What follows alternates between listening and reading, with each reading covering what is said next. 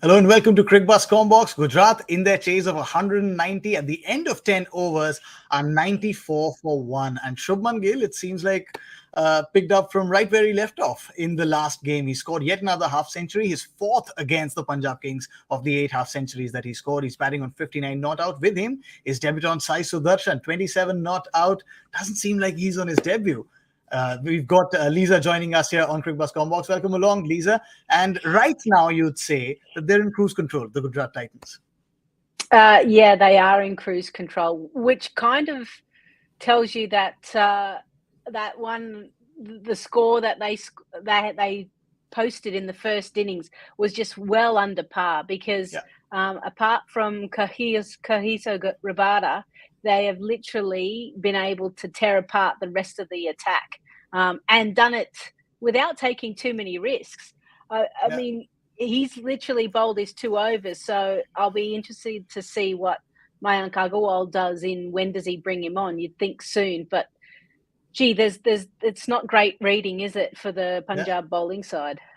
Yeah, the required run rate right now still is 9.72. The current run rate is 9.28. So you'd say because they've scored 190 runs, they've put that number on the board, that there's still pressure in terms of the required run rate. But the way Gill is batting, especially, he holds the key, Lisa. Yeah, he's very still at the crease, isn't he? And he's been able to punch the ball well in front of the point or square leg, which shows you that he's firstly picking up the length quickly, and also the speed isn't really worrying him. So, I mean, that strike rate 178 goes back to what he was able to produce in the last match. To be able to kind of back it up, he was put down on 45, a tough chance. But apart from that, it's been pretty faultless. Yeah, correct. And he's said that he's made a conscious effort to enhance that strike rate, and that's very evident, the kind of effort that he's put in, because right now there seems to be no answer in that Punjab Kings bowling lineup. But if you have a look at that bowling lineup again, and you guys were mentioning how that fifth bowler is going to be key for Punjab and for Gujarat both, because if they want to target him, and you see that the fact that they've bowled Liam Livingston there, they're already trying to create an insurance policy of sorts for Odean Smith.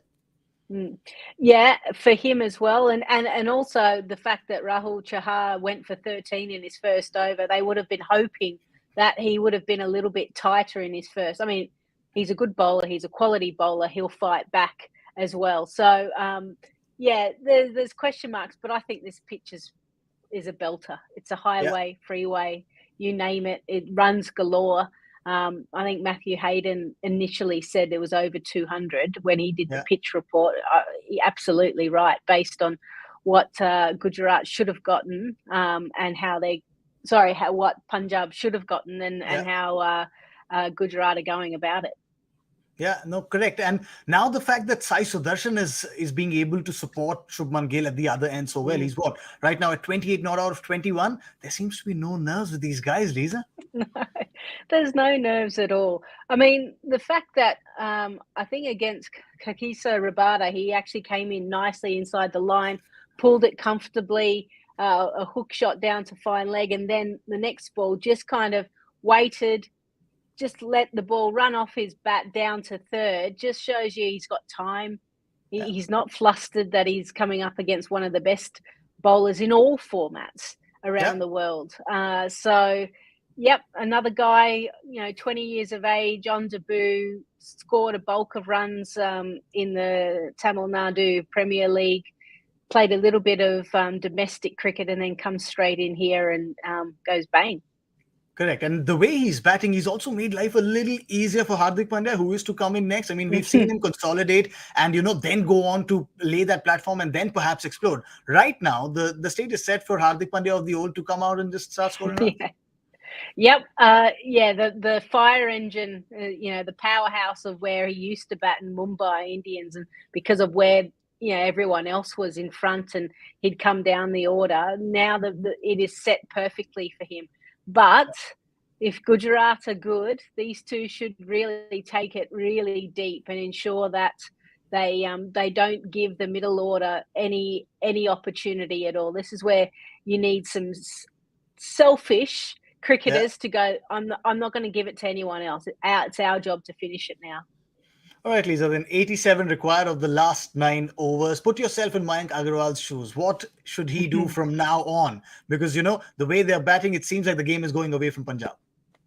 Yeah, you got to get Rabada in straight away, and you've got to go to Chahar. You've got to break this partnership. You've got to see if you can create an over like Rashid Khan and pick up a couple of wickets in an over just to change the momentum. Because, I mean, it's still a decent gap between runs and ball. So if you can take it deep and they start to need, 12, 13, 14 off, the last few overs, then you're an absolute chance.